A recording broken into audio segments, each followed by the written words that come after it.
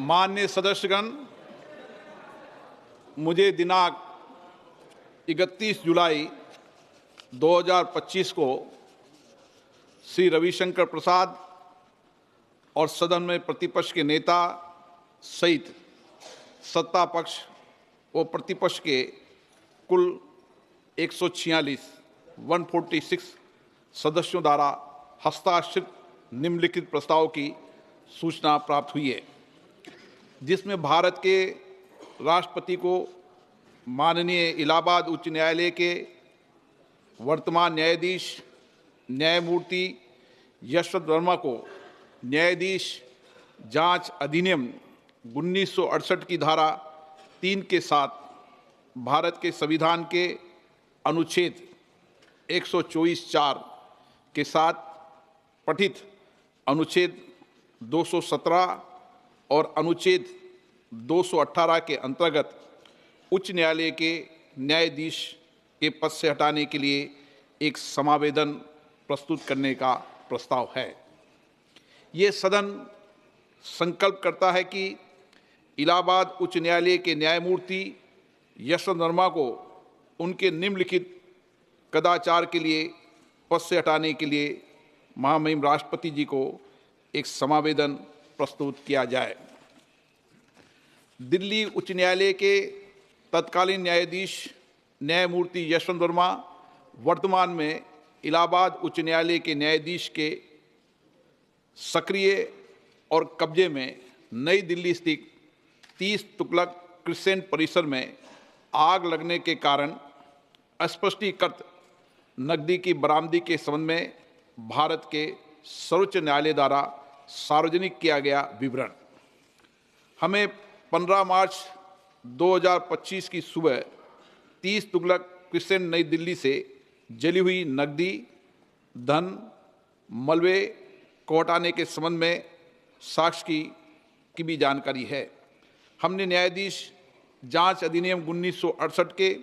सामान्य प्रावधान और विशेष रूप से उसकी धारा 3 के प्रावधानों का अध्ययन किया है और हमें उनके बारे में परिचित कराया गया है। हमने न्यायाधीश जांच अधिनियम 1969 के प्रावधानों का भी अध्ययन किया है। हमें उनके बारे में भी परिचित कराया गया है। हमने सी रविचंद्र अय्यर बनाम न्यायमूर्ति A.M. भट्टाचार्य एवं अन्य 1995 SCC 457 केस में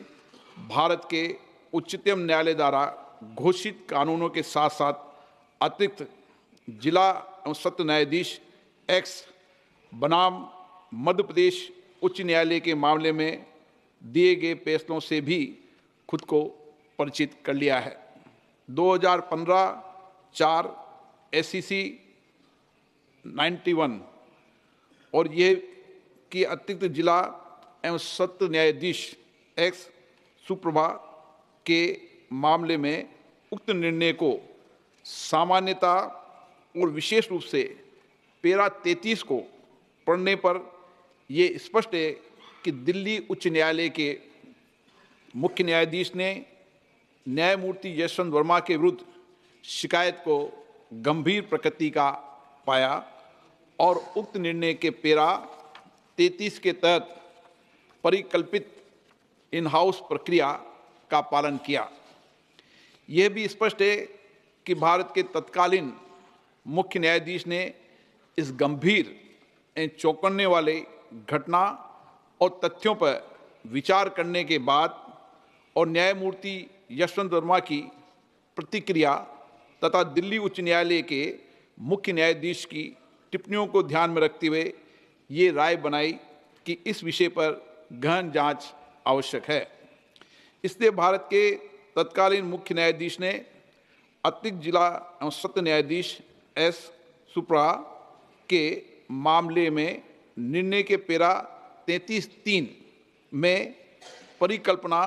के अनुसार एक 3 सदस्यीय समिति का गठन किया गया।